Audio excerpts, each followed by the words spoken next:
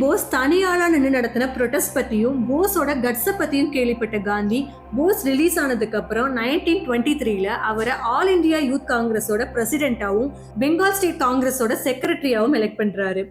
All India youth காங்கிரஸோட president ஆன போஸ் அவரோட ரெவல்யூஷனரி ஸ்பீச்சஸ் அண்ட் ரைட்டிங்ஸ்னால யூத்ஸோட மனசுல விடுதலை புரட்சியை இன்ஃப்ளூயன்ஸ் பண்றாரு. இதனால பல பேர் பிரிட்டிஷ் கவர்மெண்ட்டுக்கு அகைன்ஸ்டா தலை தூக்குறாங்க. ஸோ சுபாஷ் Chandra Bose British east India கம்பெனிக்கு ஒரு சிம்ம சொப்பனமா மாறுறாரு.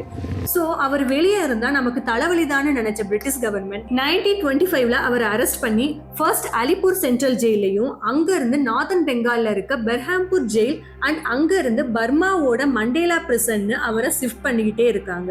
இப்படி அவரோட இடத்த மாத்திட்டே இருக்க காரணம் பிரிட்டிஷ் கவர்மெண்ட் போஸை லீகலா அரெஸ்ட் பண்ணல. ஸோ கிட்டத்தட்ட 2 வருஷத்துக்கு எந்தவித ட்ரையலும் இல்லாம ஜெயில இருந்த போஸ் டியூபர் குளோசிஸால அஃபெக்ட் ஆகி ஒரு கட்டத்துல அவரோட ஹெல்த் கண்டிஷன் ரொம்பவே மோசமாகுது.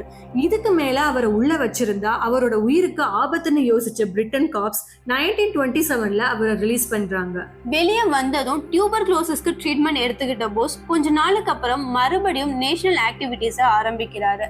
1928ல நேரு கூட சேர்ந்து பிரிட்டிஷ் கவர்மெண்ட் இந்தியாவுக்கு கொடுத்த டொமினியன் ஸ்டேட்டஸ், அதாவது இந்தியா பிரிட்டிஷ் எம்பையருக்கு கீழே ஒரு சுயாட்சியா இருக்கிறதை எதிர்த்தும் கம்ப்ளீட் இண்டிபெண்டன்ஸை டிமாண்ட் பண்ணியும் பிரிட்டிஷ் கவர்மெண்டோட சைமன் கமிஷனை அப்போஸ் பண்றாரு.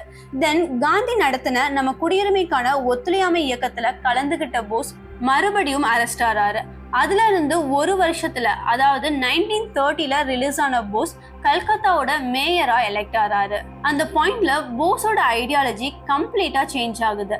அதாவது நான் வயலன்ஸை மட்டும் ஃபாலோ பண்ணி பிரிட்டிஷ் கிட்ட இருந்து இந்தியா இண்டிபெண்டன்ஸ் வாங்க முடியாதுன்னு ஸ்ட்ராங்கா நம்ப ஆரம்பிச்ச Bose militant approach and arm ரெசிஸ்டன்ஸ்னு வயலண்ட் ரெவல்யூஷனை இம்ப்ளிமெண்ட் பண்றாரு.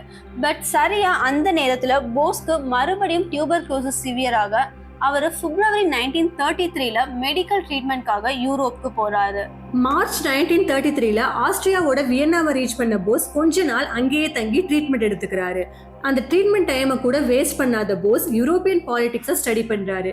அண்ட் டியூபர் குளோசிஸ்ல இருந்து ரெக்கவர் ஆனதுக்கு அப்புறம் ஹிட்லரோட பொலிட்டிக்கல் சிஸ்டம், பர்டிகுலரா அவரோட ஃபேசிஸ்ட் மூமெண்ட்ஸை பத்தி ஸ்டடி பண்றதுக்காக ஜெர்மனிக்கு போறாரு.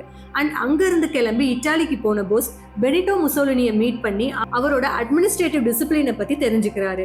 அடுத்ததா Switzerland, France, Hungary, Turkey, Bulgaria, Romania, யூகோஸ்லேவியான்னு பல யூரோப்பியன் கண்ட்ரீஸ்க்கு டிராவல் பண்ணவர். அங்க இருந்து பொலிட்டிக்கல் லீடர்ஸ், இன்டெலெக்சுவல்ஸ் அண்ட் யூரோப்ல இருந்த இந்தியன் ஸ்டூடெண்ட்ஸ் வரைக்கும் எல்லாரையும் மீட் பண்ணி இந்தியாவோட இண்டிபெண்டன்ஸ்க்காக இன்டர்நேஷனல் சப்போர்ட்டை கேதர் பண்றாரு.